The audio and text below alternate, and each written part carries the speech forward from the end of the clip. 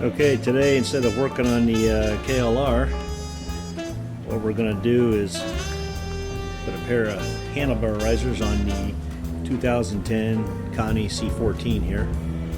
The handlebar position is not too bad the way it is, but I like them up and back just a little bit.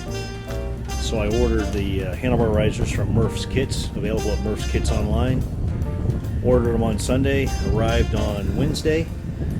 And I got the double offset with the ram ball mounts for my GPS and one ball for future expansion. So let's go ahead and get started on this. It shouldn't take too long. The stock handlebar position is not bad, but it's just slightly forward and puts just a little bit of pressure on my wrists. And after I hit that deer a couple years ago, my right wrist is subject to numbness and whatnot. So I'm going to see if I can't move them up and back. I think Murph's Kits advertises 1 3/4 inches higher and 3/4 inches to the rear. Okay, here we go. Part of the way done. Took those bolts out of there. Let me tell you, it looks pretty ugly with that disconnected. You'll notice I had to disconnect the from the clutch reservoir, the hydraulic reservoir, the line for the clutch. I had to do the same thing on the brake side.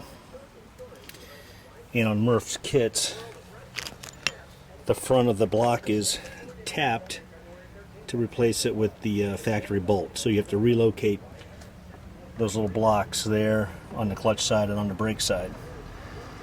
Alright, moving on. Okay, here we are at the halfway point. I got the left side on. So I'd shoot a couple seconds of video here to maybe give a height comparison for anyone who's interested in doing this mod. You can see that block is about 1 3/8 tall, and it does move it back slightly. Let's go ahead and get the other side on. Okay, job's complete. Handlebar risers are in place, bars are all tightened down. I used my SOTP torque wrench, that's seat of the pants torque wrench.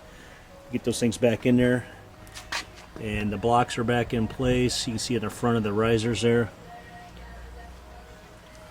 It feels pretty good. I'm going to go ahead and take it for a ride around the block here and see how it feels on the road. Okay, back from around the block. It feels great. Definitely sitting upright more and not as leaning far forward as I was before with the stock bars. At 1 3/8 inches up and 3/4 inch back really makes a difference. I'll tell you, this is one of the easiest mods I've ever done, either this bike or the KLR sitting in there. If you can fall off a stump, you can put these risers on in just probably less than an hour.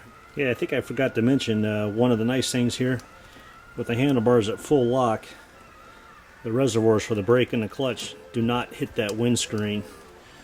That's one of the things that kind of disappointed me about putting the risers on my KLR at full lock with the aftermarket windscreen.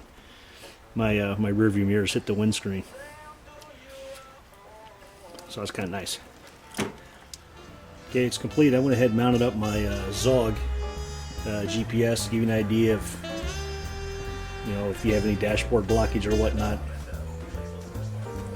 It's not too bad. Here's kind of the seating position. You can still see the tach and the speedometer pretty good with the Zog there. What it does do though is it makes it kind of tough to get to that key, but I'm not going to worry about the key if I'm driving down the road and looking at that GPS. So, thanks for watching.